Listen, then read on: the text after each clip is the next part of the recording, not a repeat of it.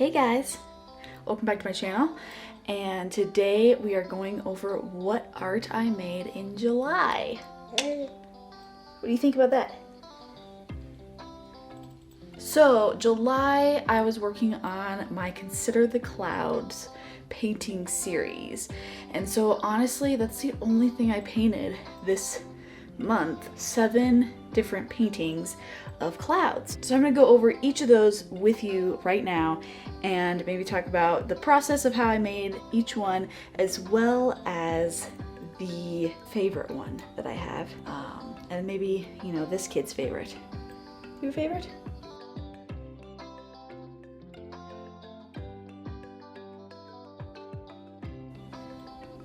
Camera shy. The first one that I have, actually the first one I did this month was this one, titled Drama Queen. And this one was the one that I painted first from a photo that I took, and that's what inspired me to create this series, because I was just really curious about textures of clouds and colors of clouds and all those things. So I wanted to experiment with that, and it kind of got me thinking of different types of clouds that I wanted to do from different times of day, all of that. So what a drama queen, making a big deal of moisture, light, and color. Oh, by the way, these paintings are on my website at fragilegloryimpressions.com. They are all for sale, so if any of them you find touching or interesting to you, you can go check them out personally and get up close pictures of each one at my website. Link in the description below. This one is called Signal of Change. And this one actually was the last one I did. A little bit more of a daytime cloud with some darker contrast. They change the atmosphere as they encroach on one another, leaving only cracks of blue behind. So my process for these, as you can kind of see from these photos, is that the underpainting of each one was a bright color, usually the opposite color of what colors were going to be in the painting. So if the colors in the painting are warmer, the background color would be cooler. If the cloud colors were cooler, then the background color would be warmer. So you can see that I left little hints of that underpainting showing through in each painting.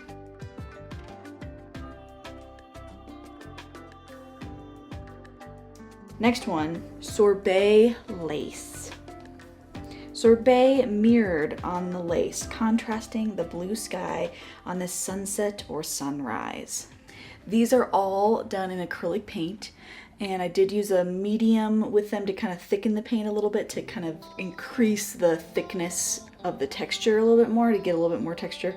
And I didn't use a palette knife, I just used a brush, mostly one size brush for each painting.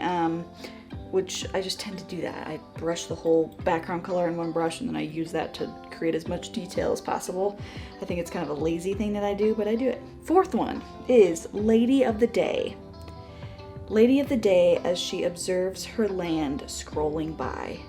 I wanted to get the cumulonimbus clouds. I think that's how you say that. Is that how you say that? I just wanted to paint those big white fluffy clouds, so that's what I tried to do.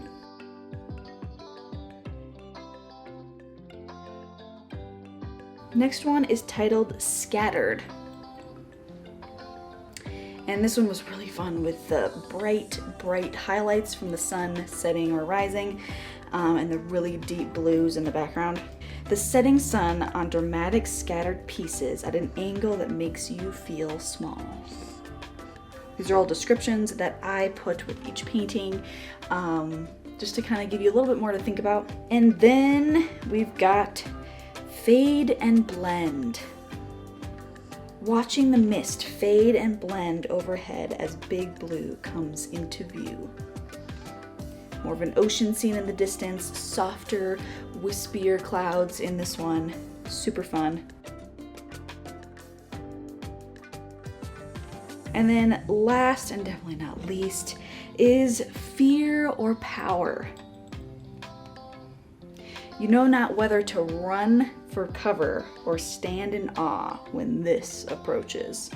I wanted to go for a definitely darker, stormier feel kind of dramatic.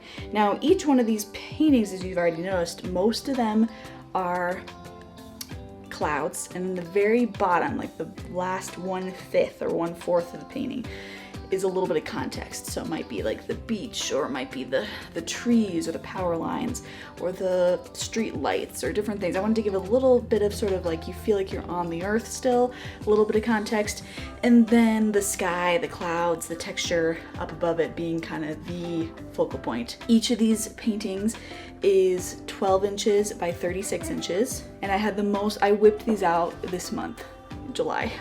And it was super, super, super fun to do. And this little kid was born in June and was able to let me paint in July.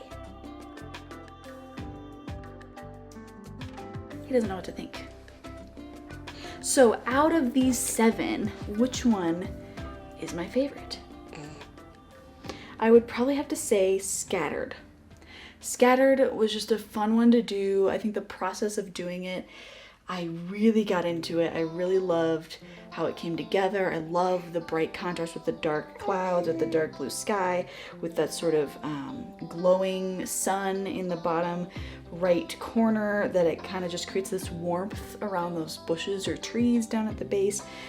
I think the colors worked great. It had an underpainting of a cool pink, actually, which was very interesting to work with, and I liked that a lot, and it definitely complemented the sort of gray blue sky color.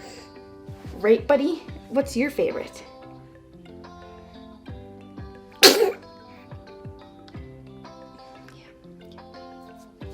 Nice, thank you.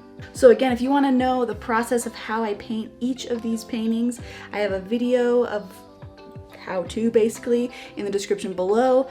Thanks guys for watching. I hope you enjoyed this video and that it's inspiring and empowering to you on your artistic journey. So please give it a like and don't forget to subscribe if you haven't already, and we'll see you next time. Bye. Let's say bye. Bye. Look over here. Hey, hey, hey, hey, hey. No. Look up here. You say bye? Can you say bye? Bye-bye.